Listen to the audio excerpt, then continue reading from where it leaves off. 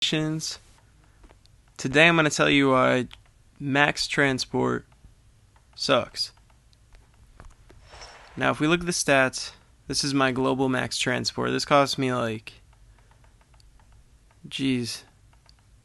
probably around 700,000 oil to get. But that's besides the point. It had to be spent somewhere. So it's got a lot of hit points. It's got great stats. The paratroopers are almost like little tanks. You know what I mean? They're just they're beefy. They could take some shots.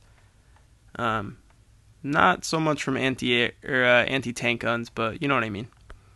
All around, this thing looks great on paper, and it's fun to play with, and especially to raid with. Not so much for war. I mean, that's just my personal preference, but I like the 4 strike fighters that I don't even have yet. So I guess I'm talking about the 4 fighter MK6s that I do have.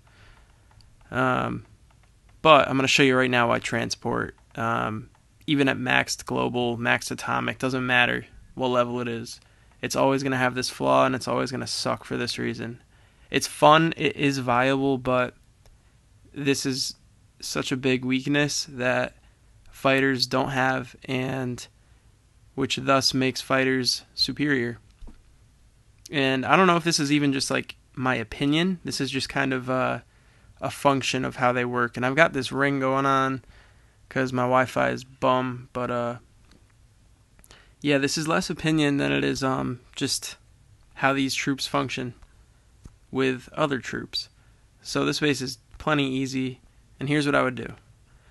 I'm British. I don't care about nothing but mortars. I want to take these out. So I'm going to drop my transport right here.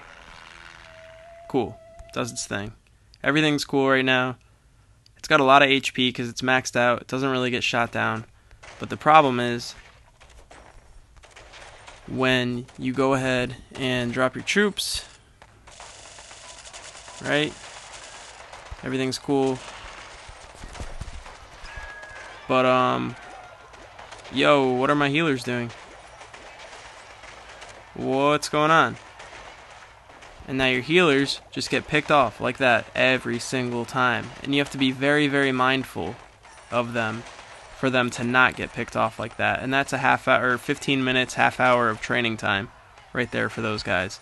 And that's what I really wanted to show you guys today, is that no matter how strong your transport is, if you're using some healers, you're kind of screwed, and you have to be really careful about your attack, because your healers are just going to sprint right on over to your transport units, which makes it largely ineffective, unfortunately, because I do love the function of those troops, especially as British.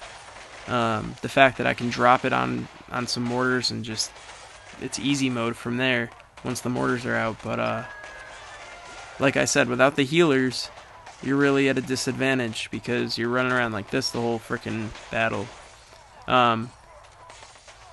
So with that said, the function that the transport gives you is not better.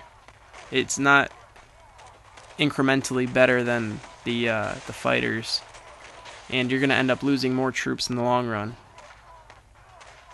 Especially, I mean, even on bases like this. I mean, just that you would steamroll over typically.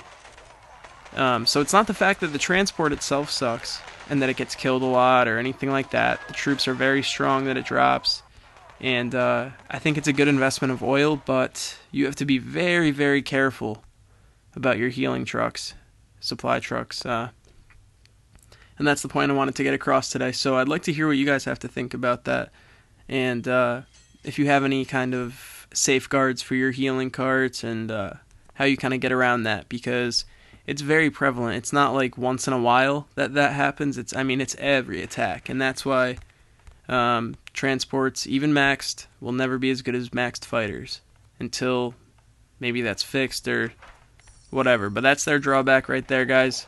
Maybe that gives you a little insight how to invest your oil more effectively, or, you know, just trying to let you guys know.